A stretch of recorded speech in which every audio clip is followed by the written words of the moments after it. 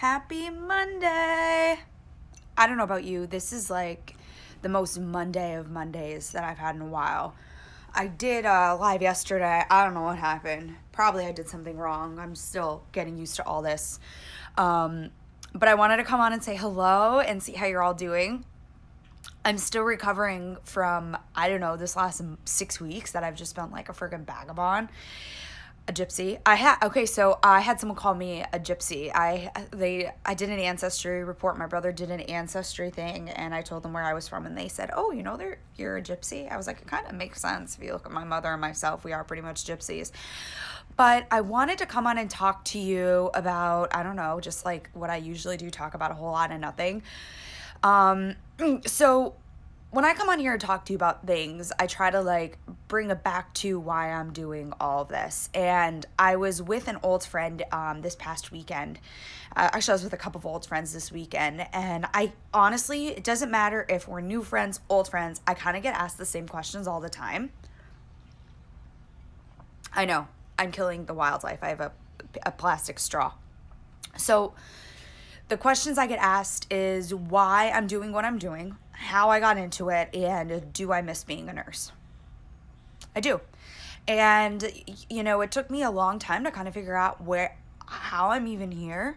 Like, why am I here at this point in my life? How did I get here? And am I going to stay doing this?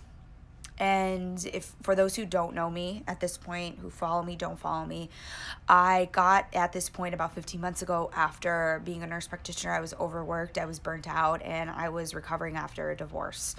And honestly, I can say that you are truly responsible for all the choices you make in your life, whether you believe in the universe being against you, for you, against you, everything comes full circle. And I'm a smart girl.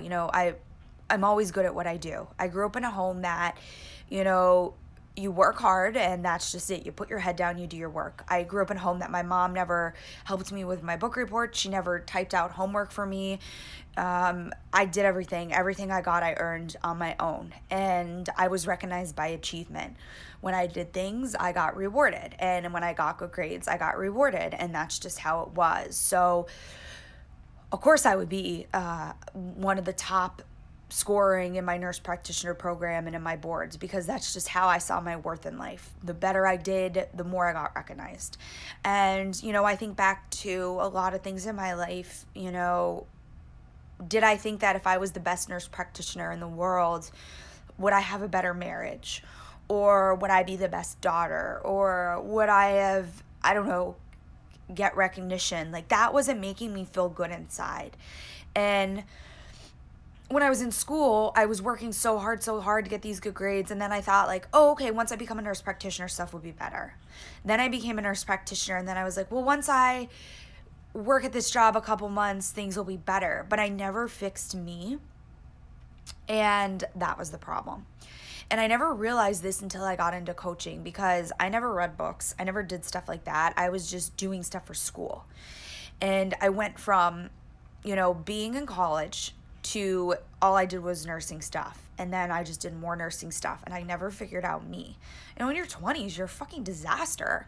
You're a disaster. I just read my books, did my school, and I never figured out what I wanted and what I liked. Your 20s, you're still growing, you're still learning.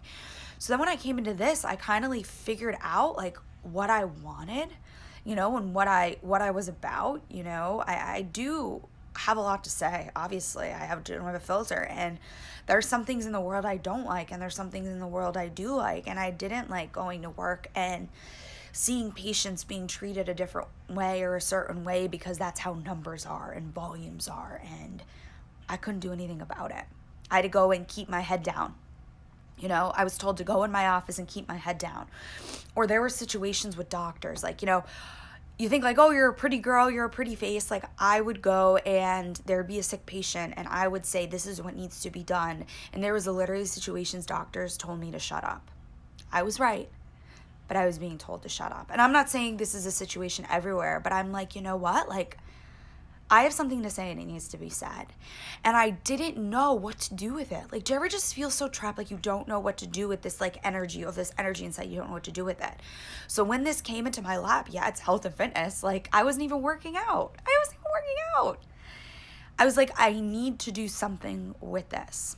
And I was always like in an entrepreneur mindset. Like, there was one time when I was working at the state hospital, a doctor wanted to sell me a restaurant. And I literally went to my parents, I'm like, I'm going to buy this restaurant. And they're like, what the fuck are you going to do with a restaurant? I'm like, I don't know. It sounds like a great opportunity. So it was always in me to do something. So then I feel like I'm getting all over the place. Some of this came up. I was like, well, maybe I could do something with this. You know, I love being like all my nurses. Like, when I would train a nurse, this is when I was still a nurse, I'd say, let's have the sickest patient. Like, we'll go in. I don't care if they have the most tubes, the most Zubers, the most Zots. That is how you're going to learn. So I would take my nurse, we'd go in, we'd have the sickest patient, and we would just run shit. And that's how my nurses would learn. We would do it together. It was baptism by fire, because I wanted, when a doctor would come in there and try to tell us, like, this is wrong, this is wrong, this is wrong, you could be like, no, like, we got this shit on lock.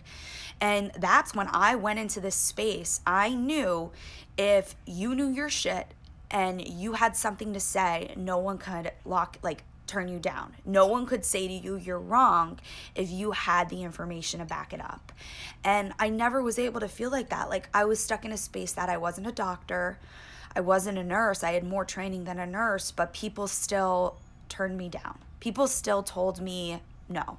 People still told me I wasn't good enough. I didn't have the right things to say. I wasn't good enough to be a doctor. I was too smart to be a nurse, but I couldn't say what I wanted. So with coaching, I was able to tell other women, you have a story to be told. You have something to be said. And so what if it's back to basic health and fitness? We talk about depression. We talk about eating disorders. We talk about leaving abusive relationships. We talk about life. And yeah, we work out and we drink wine, and some days we eat a whole tray of pizza, but it's a lot better than going and waking up and being in the rat race.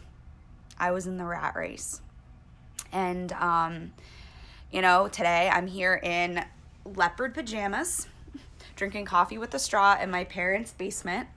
And one day I'll be out of here and you'll be watching this and being like, remember that girl who was a nurse practitioner and just kind of walked out deuces, like, hey, I'm over this, and went into this multi-level marketing business with no idea in the world. And here she is. So that is my Monday motivation to you. If you aren't happy, do something about it, because you're the only person that can do something about it. No one else could. That's it. Bombs, baby, bombs. And if you're not reading or listening to something, you need to, because it's the cheapest therapy you'll ever have. Get some Rachel Hollis in your day. I love Rachel Hollis. I was just listening to The 5-Second Rule by Mel Robbins. You deserve a $14 audiobook. And if you don't, prioritize. I went into this and I maxed out my credit card just to afford something that was less than $200, and it saved my life. I couldn't save my life. I had more credentials after my name than almost anyone I knew, and I couldn't help myself. So I hope you're having a fabulous Monday. I will change out of my leopard pants and eventually work out. But I hope you're having a great day. And if you need anything, you know where to find me. Bye, guys.